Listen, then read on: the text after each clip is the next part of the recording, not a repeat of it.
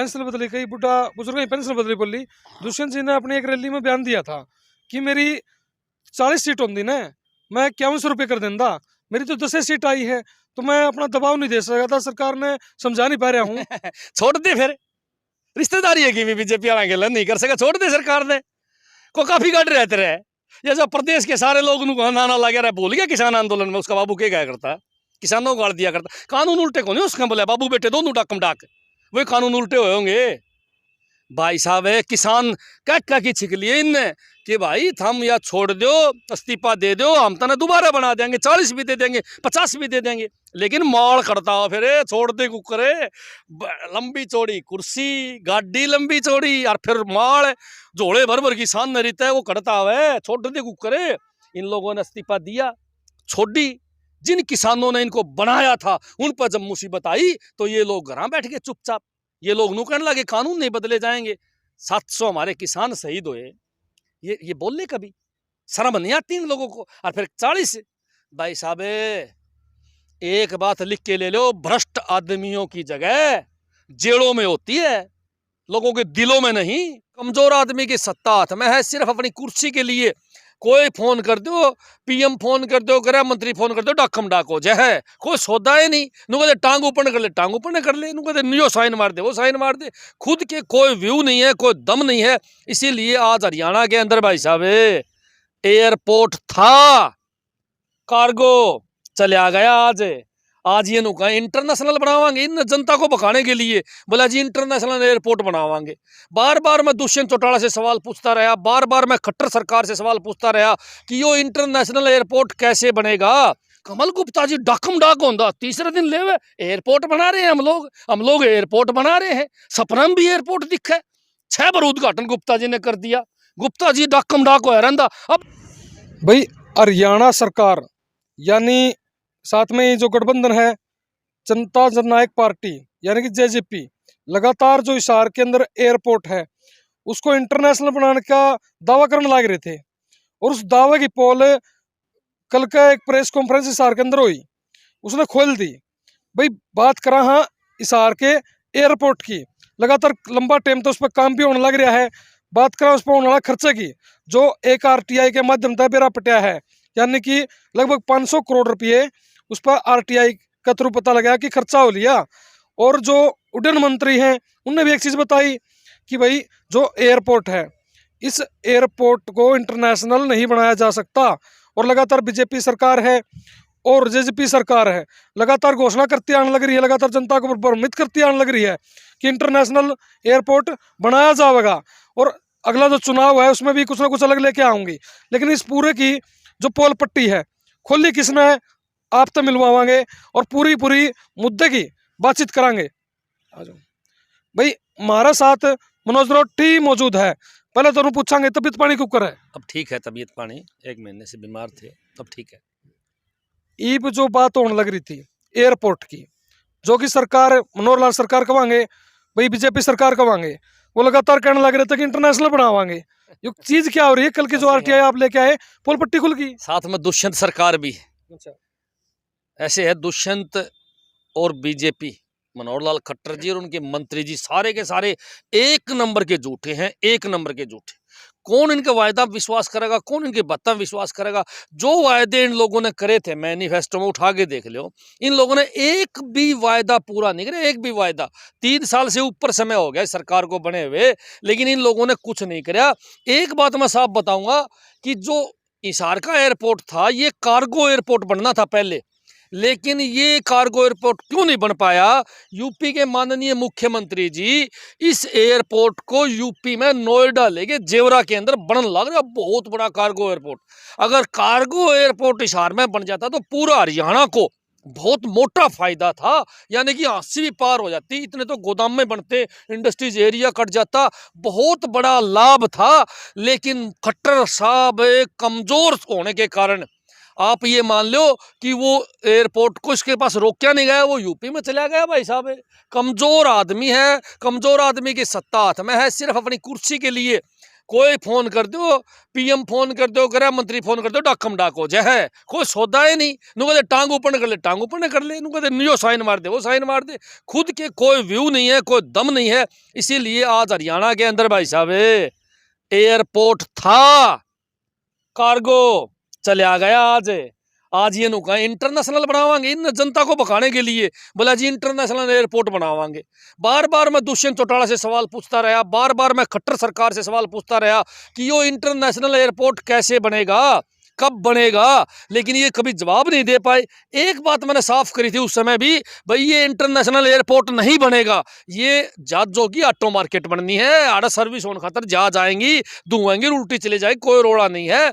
लेकिन भाई इन लोगों ने हमारी बात नहीं चलन दी आगे, लोग नहीं समझ पाए, क्योंकि इन लोगों ने पकाया इतना। तीसरे दिन ले और उद्घाटन करें, 5 बार इन लोगों ने उद्घाटन करे, जिसमें दुष्यंत चौटाला भी शामिल था।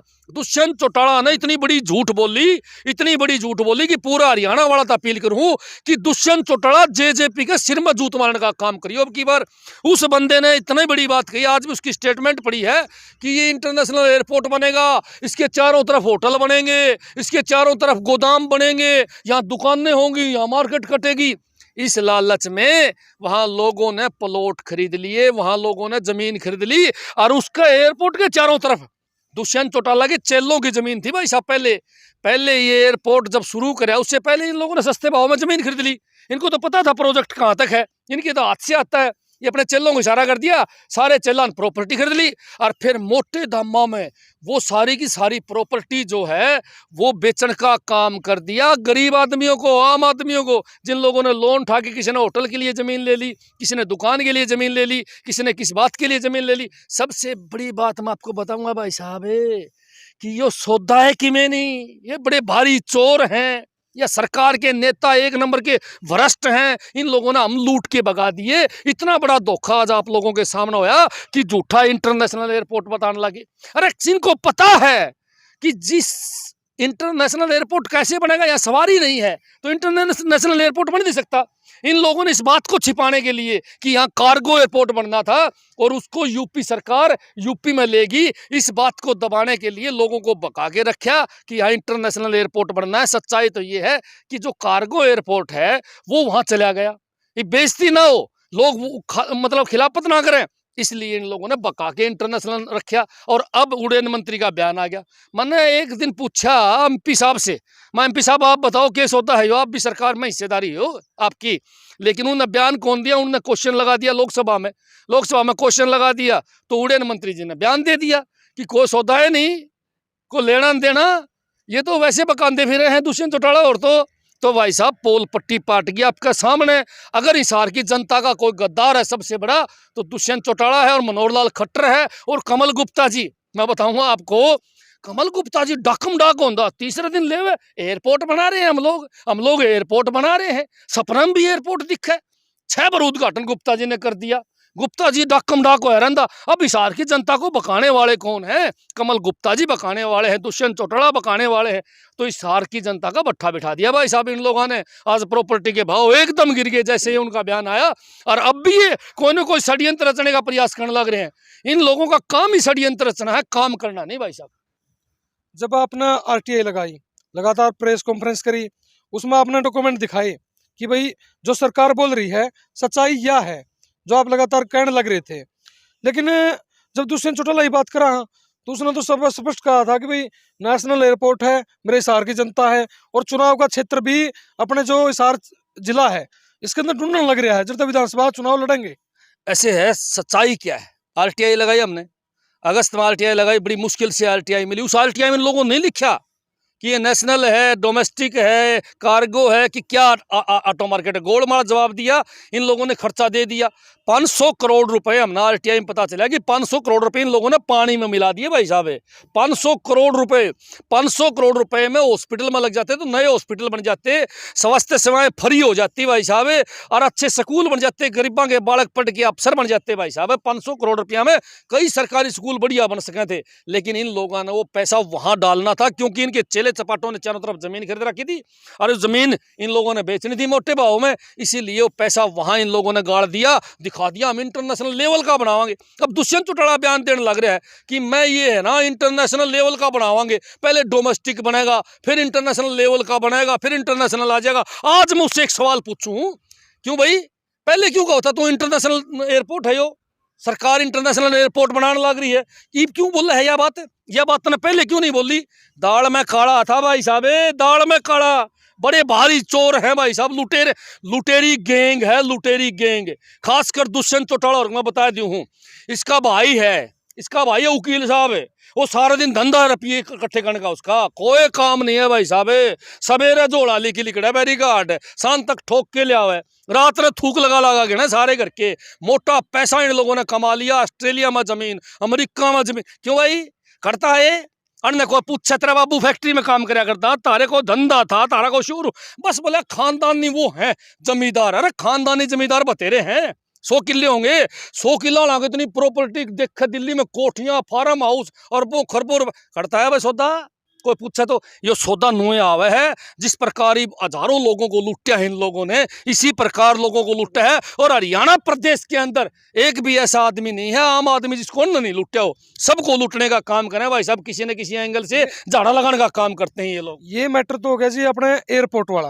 ये बात कर लें गुजरात चुनाव की भी थोड़ी ही, जहां पर आम आदमी पार्टी जो बार बार कहने लग रही थी हम तो बहुमत लेके आवाएंगे, और कांग्रेस पार्टी भी कहने लग रही थी, फिर भी थोड़ी उनकी लंगोटी तो बच गई। आप वाले तो समय मतलब ढीला पड़ गया सिस्टम। अच्छा, आपने पता कौन इस बात का? 4 महीने हमने वहां गए थे, 4 महीने पहले हमारे पास संगठन नहीं था, अब वहां हम धीरे धीरे संगठन भी खड़ा करेंगे। अरे 4 महीने की पार्टी ने पता है कितनी धूल मचाई है भाई साहब? 13% वोट लेके 35% वाली सरकार बनावे, 13% वोट लेके 5 हमारे विधायक बन गए, 35 सीटों पर हम बिल्कुल नजदीक से हार रहे हैं। कोई सौदा है नहीं, चाहे रोल राड़ ना करें, धमकावे ना, तो हमारी सीट 50 के ऊपर। भाई साहब एक बात बता, मैंने हमारे कम से कम भी 10 लोगों के अंदर जबरदस्ती फार्म कटवाए गुंडागर्दी से, वहां कोई बोलने वाला है नहीं, वहां जबरदस्ती लोगों की वोट गिरवाए भाई, एक आदमी लड़तर की बैठ जाए, किसी की हिम्मत है ही नहीं, बहुत डरपोक किस्म के लोग हैं वहाँ। और ये हमने एक बात का पता चला, शासन प्रशासन सारा तो इनका है, 27 साल से वहाँ बैठे हैं, सरपंच इनके अपने बना हुए ये, और बादशाह भाई साहब अधिकारी इनके सारे के सारे इनके लग रहे हैं। भाई इनका दंगल पाड़ना बड़ा मुश्किल है। अब अगली बार आम आदमी पार्टी कैसे पाड़ेगी बता देता हूँ। अब संगठन तैयार होगा हमारा गली गली के अंदर, गली के अंदर, एक मिनट पूरी बात कर दूं, गली गली के अंदर संगठन तैयार होगा।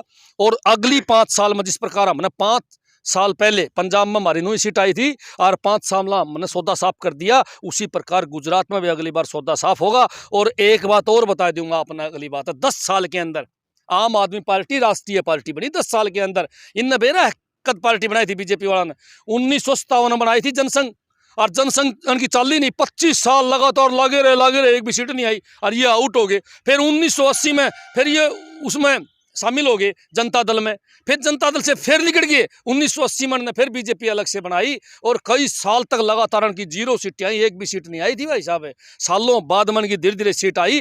हमारी पार्टी तो 10 साल में 2 स्टेट में सरकार, और बाकी जहाँ जाए वहाँ 5%, कहीं 10%, कहीं 15% वोट आने लग रहे हैं। आम आदमी पार्टी काम के नाम पे राजनीति करती है, जात और धर्म पे राजनीति नहीं करती, झूठ पे राजनीति नहीं करती। जो वायदे हम करते हैं 100% वायदे पूरे करते हैं। पंजाब में उठा के देख लो, बिजली फ्री हमने कर दी पंजाब के अंदर भाई साहब, बिजली फ्री पंजाब के अंदर कर दी। कच्चे कर्मचारियों को पक्का हमने वहाँ कर दिया, कर्मचारियों की पुरानी पेंशन बहाल करके हरियाणा प्रेशर बनाया है। हरियाणा सरकार ने भी करनी पड़ेगी पुरानी पेंशन बहाल। ये हमारी पार्टी का खेल है भाई साहब, बहुत बड़ा काम करे कि हिंदुस्तान के अंदर। मैं मोदी सरकार से पूछूं, खट्टर सरकार से पूछूं, हम क्यों नहीं करते भाई? पंजाब सरकार अकेली एक ऐसी सरकार है जिसने विधायकों की पेंशन बंद करने का काम कर दिया, जिसने एक पेंशन एक विधायक। देखो पंजाब सरकार कितनी महान है, विधायकों की पेंशन बंद कर दी, 11-11 लिया करते भाई साहब पकड़ भी ले। अब वो भाई साहब एक पेंशन एक विधायक, अब आड़ा देख लो लुटन लग रहे माल पूरा, को जिक्र करे है।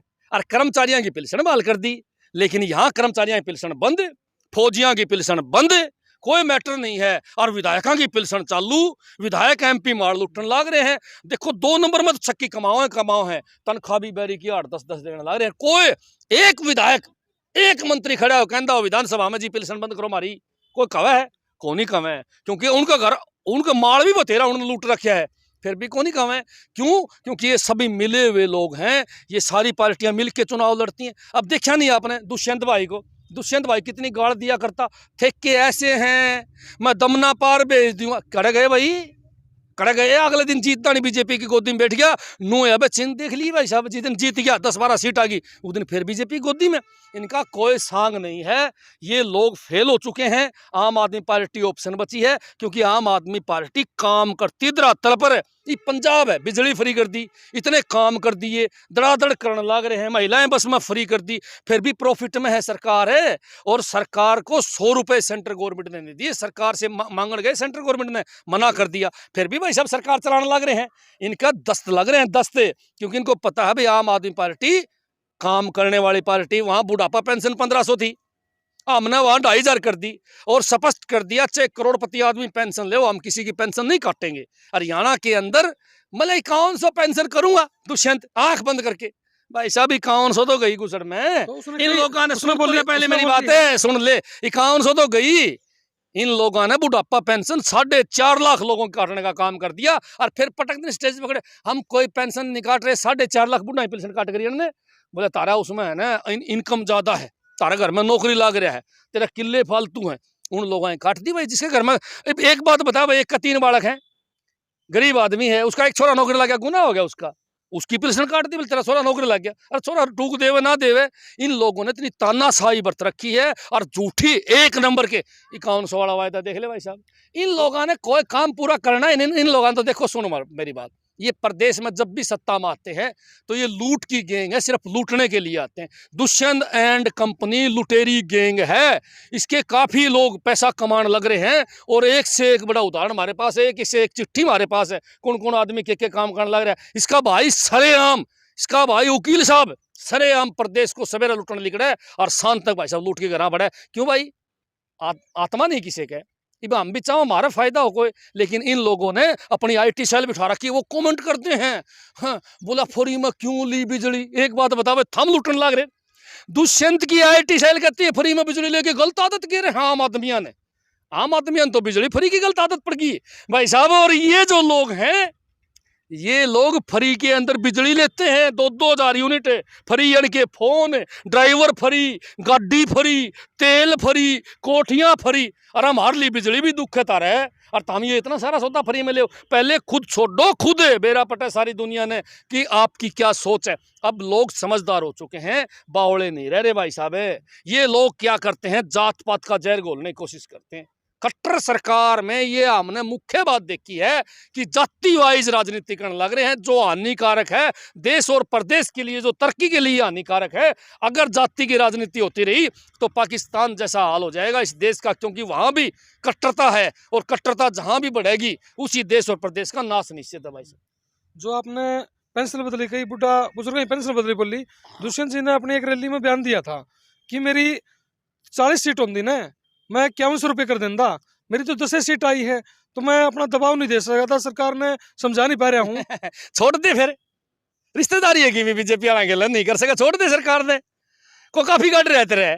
जैसा प्रदेश के सारे लोग नाना लगे रहे, भूल गया किसान आंदोलन में उसका बाबू क्या क्या करता, किसानों को गाड़ दिया करता। कानून उल्टे को नहीं उसका बोला, बाबू बेटे दोनों डाकम डाक, वही कानून उल्टे हुए होंगे भाई साहब। है किसान क्या की छिक लिए इनने कि भाई थम या छोड़ दो, इस्तीफा दे दो, हम तो दोबारा बना देंगे, 40 भी दे देंगे, 50 भी दे देंगे, लेकिन माल करता हो फिर, छोड़ दे कुकरे, लंबी चौड़ी कुर्सी, गाड़ी लंबी चौड़ी, और फिर माल झोड़े भर भर किसान न रहता है, वो करता हुआ, छोड़ दे कुकरे।